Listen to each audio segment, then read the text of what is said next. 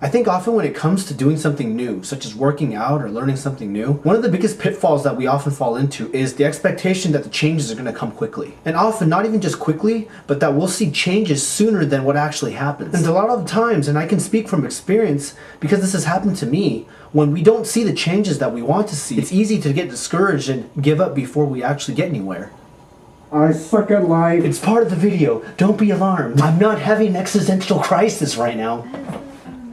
Oh no, what's happened to him? I don't know how many of you have experienced this before, but you pick something, you put your mind to it, you tell yourself, you get all amped up, you tell yourself that you're gonna do it, and you find yourself running into a roadblock and you get discouraged and you end up stopping shortly after. And the most insidious part of this is sometimes this type of pattern can happen again and again, and it makes getting started the next time even harder to the point where you can't even start anymore on something new. So I don't know who needs to hear this today, but I just felt the overwhelming need to make this video to encourage you guys not to give up on those things that you guys want to start and try. And if you guys are comfortable doing it, even to share what are some of those things that you guys have tried or tried to put your mind to but you just couldn't follow through on. Things that you were absolutely dead set on doing but ended up getting discouraged about. And whatever those things might be, and even if you guys don't plan on sharing them, I just want to remind you guys, and myself included, that growth is not always going to come quickly and is not always going to be dramatic. But that's okay. Everybody wants to know what that one weird trick is. Why do trainers hate him? But the truth is that growth and change and learning often comes slowly. It takes consistency.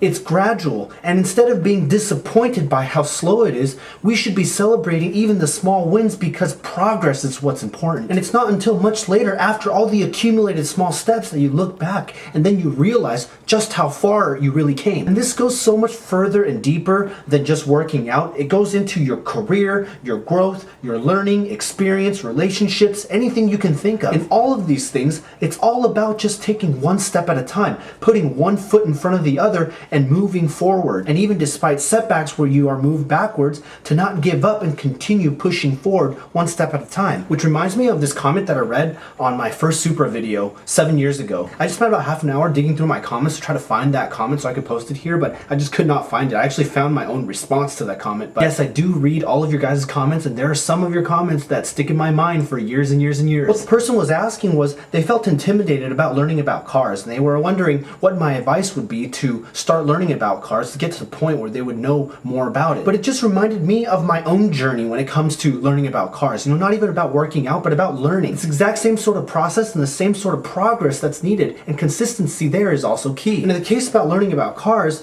you know, for me, I started off just being curious and just reading everything I could, going onto forums, asking questions, reading every thread that I could find regarding certain questions that I had, certain subjects I was interested in, and then gradually over time building up my knowledge and then starting to take small risks, starting to work on my car myself and doing little things here and there. And you know, it all started off very basic. You know, from a high level, if you're to look at it, I was doing very small things like changing my own wheels, changing my own light bulbs in the headlights, oil changes, small things like that. Very small things, just taking things one little step at a time. And then, you know, gradually as things naturally go, if you just stick with it, the project started getting bigger and bigger. I started taking bigger and bigger risks, trying to do bigger and bigger things. And what started off as just, you know, changing little things here and there, accessorizing the car, turned into me tackling projects like changing the head gasket on my Civic, or wiring up the aftermarket ECU in the Supra, which for me at the time was a big undertaking, but also gave me a huge sense of accomplishment and helped me learn so much more. And it was all the other accumulated steps of everything that I've learned up until then,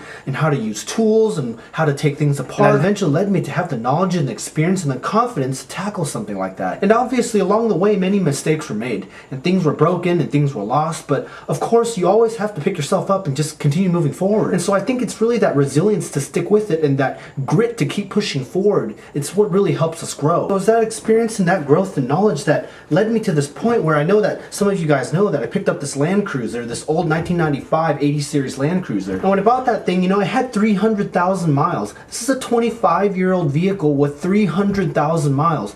But, you know, I felt I had enough knowledge and enough experience to take that risk and go ahead and fix all the things that were wrong with it, which is exactly what I've done over the past couple of years owning this thing. You know, I've had to deal with problems, I've had to deal with setbacks, but because of the knowledge and experience and the confidence that I've had from all those previous other small steps that I've taken up until this point, I was willing and able to tackle all the issues and troubleshoot all the things that came with the ownership of such a old and high mileage car. I mean, just to summarize list of the things that I've had to deal with that thing, I've had to change the entire EGR system, I've overhauled the cooling system, the radiator, every single coolant hose, I've changed all the vacuum hoses, knock sensors, support struts, vacuum sensors, I've changed the suspension, I've changed the springs, I've changed the struts, I've changed the bushing, fan clutch, belts, I've rewired the electrical, I've added an auxiliary cooling fan, I've changed tires, installed bumpers, changed roof racks, remounted and glued back pieces of plastic that were falling apart on the interior back together again. And there's even probably more that I'm forgetting. And so it was really a point of pride for me when, you know, just 2 weeks ago, my brother asked to borrow that thing to take it off-roading, to go camping, taking that thing off-road to a trail where only high clearance 4x4s could make it to that campsite. I mean, this was really the test of everything that had come together to this point.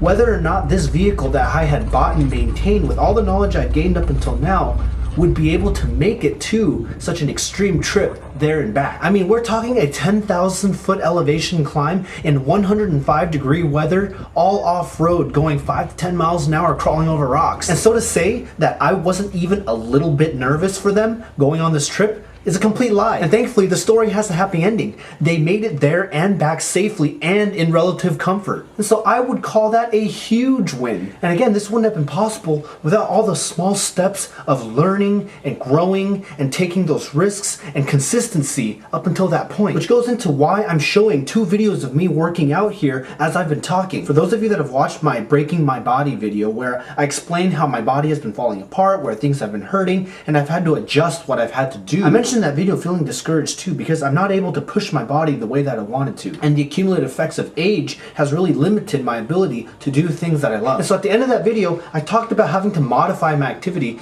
and I started doing this Chloe Ting plank ab challenge workout with my now wife. So what you're seeing here on the left is how this workout went for me when I first started doing it a couple weeks ago, and then here on the right is how I did this workout just tonight. And again, I think it's really when you stop and take a look at exactly how far you've come in comparison to your old self after a long period of consistency and small steps that you really see the growth, and it really becomes encouraging. And really here, the encouragement for you guys, and again for myself too, is to remind ourselves to really stick with it.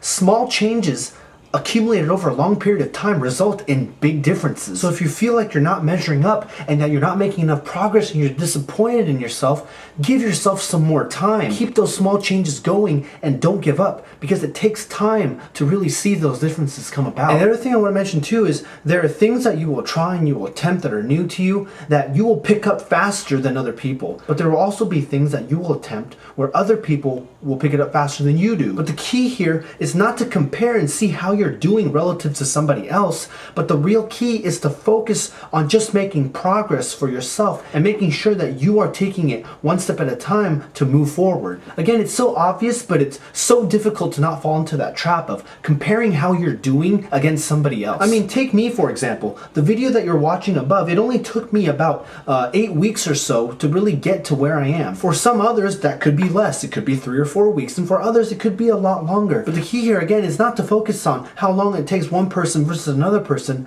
to improve, but really just to look at yourself and make sure that you are taking all the steps necessary and staying consistent with it to improve yourself. And so with that, I just want to thank you guys for tuning in every single week. All of you guys that tune in and always leave comments, I seriously look forward to reading your comments so much every single week. And for those of you that watch this whole video, next week I have a very special surprise video that will be related somewhat to this one. So if you guys watch this one all the way through, you'll be in for a surprise next week. So stay tuned.